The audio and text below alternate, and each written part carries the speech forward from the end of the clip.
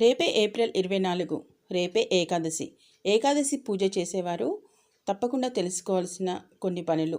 ఏ పనులు చేస్తే అదృష్టం, మరి ఏ పనులు చేస్తే దురదృష్టం అనే విషయాల్ని మనం ఈ వీడియోలో తెలుసుకుందాం. కాబట్టి ఈ వీడియోని ఎక్కడ స్కిప్ చేయకుండా ఎండ్ వరకు చూడండి. వీడియో చూసే ముందు శ్రీమాత్రి అని కామెంట్ చేసి వీడియోకి లైక్ ఇచ్చి ఛానల్ని సబ్స్క్రైబ్ చేసుకోకపోతే వెంటనే ఛానల్ని సబ్స్క్రైబ్ చేసుకొని మీ ఫ్రెండ్స్ అండ్ ఫ్యామిలీ మెంబర్స్ అందరికీ తప్పకుండా వీడియోని షేర్ చేయండి. మన హిందూ ధర్మంలో ఏకాదశికి చాలా విశిష్టత అయితే ఉంటుంది.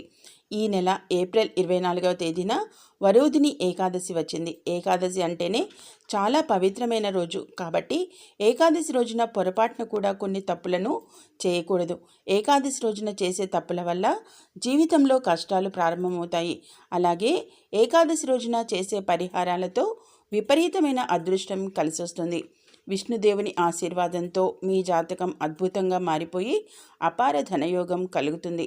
ఏకాదశి రోజున ఎలాంటి పనులు చేయాలి, ఎలాంటి తప్పులు చేయకూడదు అనేది మనం ఈ వీడియోలో తెలుసుకుందాం. కాబట్టి ఈ వీడియోని అయితే తప్పకుండా లైక్ చేయడం అస్సలు మర్చిపోకండి.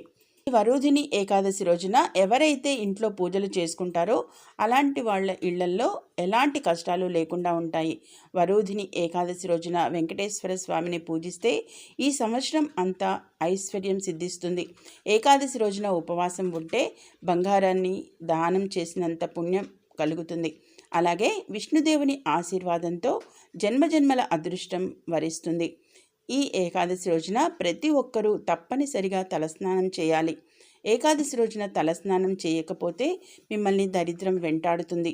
మరీ ముఖ్యంగా ఈ వరోధిని ఏకాదశి రోజున విష్ణు చాలీసాను పఠిస్తే మీ కుటుంబం అంతా ఆయురారోగ్యాలతో సిరి సంపదలతో జీవిస్తారు.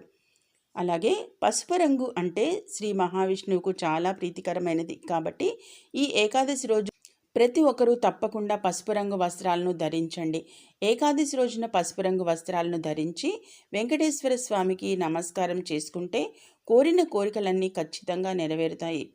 అలాగే ఏకాదశి రోజున ఇంట్లో పూజ చేసేటప్పుడు 5 ఒత్తులతో దీపారాధన చేయండి. మీ ఇంట్లో డబ్బు సమస్యలు ఏర్పడకుండా ఉంటాయి.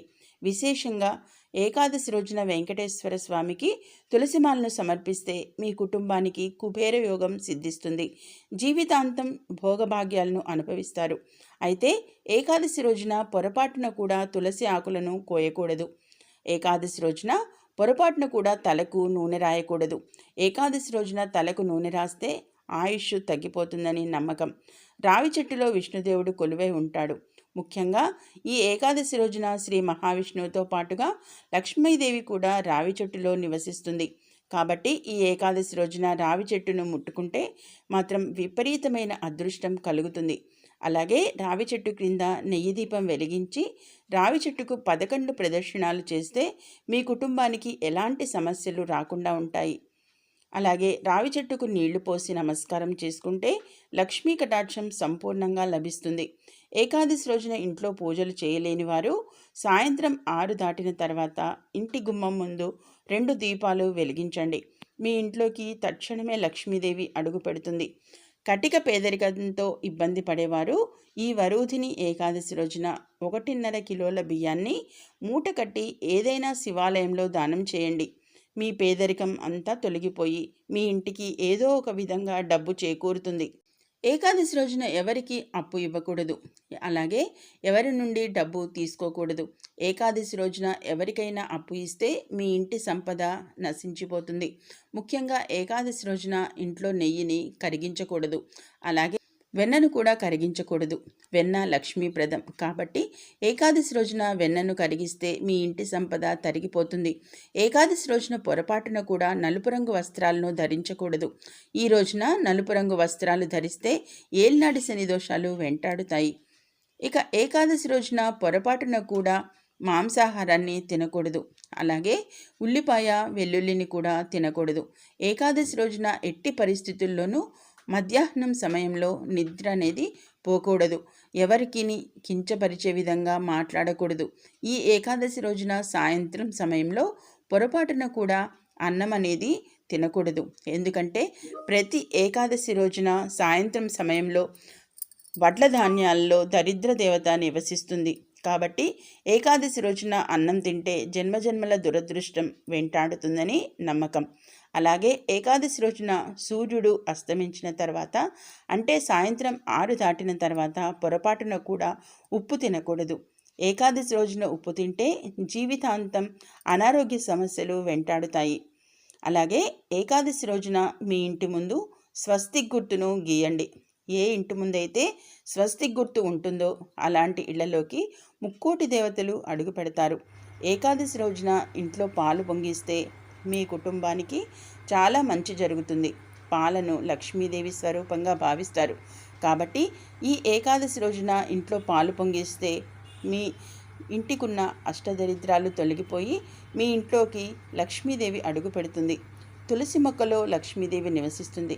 కాబట్టి ఈ ఏకాదశి రోజున తులసి కోటలో ఒక నెయ్యి దీపం వెలిగించి తులసి మాతకు నమస్కారం చేసుకుంటే మీ కుటుంబానికి వెంటనే సిరి సంపదలు ప్రాప్తిస్తాయి. ఏకాదశి రోజు ఇంటికి చిన్న తులసి మొక్కను తెచ్చుకుంటే మీ ఇంట్లోకి లక్ష్మీదేవిని ఆహ్వానించినట్టే. మన హిందూ ధర్మం దైవ మంత్రాలకు చాలా శక్తులు ఉంటాయి. కాబట్టి ఏకాదశి రోజున ప్రతి ఒక్కరూ ఒక శక్తివంతమైన మంత్రాన్ని చదవండి. ఆ మంత్రం ఏమిటంటే ఓం నమో నారాయణాయ నమః. ఈ మంత్రాన్ని 108 సార్లు జపిస్తే మీ జీవితంలో ఉన్న కష్టాలన్నీ వెంటనే తొలగిపోతాయి. ఇక డబ్బు కష్టాలతో బాధపడేవారు ఈ ఏకాదశి రోజున పూజ గదిలో దీపం వెలిగించి ఒక కొబ్బరికాయను కొట్టి దేవునికి నమస్కారం చేసుకోండి. మీ ఆర్థిక సమస్యలన్నీ నెల తిరగకుండానే తీరిపోతాయి. అలాగే ఈ ఏకాదశి రోజున స్నానం చేసేటప్పుడు నీటిలో 2 తులసి ఆకులను వేసుకుని స్నానం చేస్తే పుణ్యం. మీ జాతకంలో విపరీతమైన అదృష్టం కలిసి వస్తుంది. చూశారు కదా, రేపే వరుధిని ఏకాదశి. ఈ సందర్భంగా ఇప్పుడు పైన చెప్పబడిన ఈ పరిహారాలను పాటించడం ద్వారా అపరిమితమైన ధనప్రాప్తి అలాగే ఆ మహావిష్ణువు యొక్క కరుణాకటాక్షాలు మీ అందరిపై ఎల్లవేళలా ఉంటాయి. చూశారు కదా, మరిన్ని ఇలాంటి ఆధ్యాత్మిక విషయాలకే మన ఛానల్ని తప్పకుండా సబ్స్క్రైబ్ చేసుకొని రెగ్యులర్గా వాచ్ చేస్తూ ఉండండి. వీడియో నచ్చినట్లయితే లైక్ చేసి ఛానల్ని సపోర్ట్ చేయండి. ఇంకా సబ్స్క్రైబ్ చేసుకోకుండా చూస్తున్న వాళ్ళు ఎవరైనా ఉంటే తప్పకుండా ఛానల్ని సబ్స్క్రైబ్ చేసుకోండి. Okay, thank you for watching. ఆ మహావిష్ణువు యొక్క కరుణాకటాక్షాలు మీ అందరిపై ఎల్లవేళలా ఉంటాయి. చూశారు కదా, మరిన్ని ఇలాంటి ఆధ్యాత్మిక విషయాలకే మన ఛానల్ని తప్పకుండా సబ్స్క్రైబ్ చేసుకొని రెగ్యులర్గా వాచ్ చేస్తూ ఉండండి. వీడియో నచ్చినట్లయితే లైక్ చేసి ఛానల్ని సపోర్ట్ చేయండి.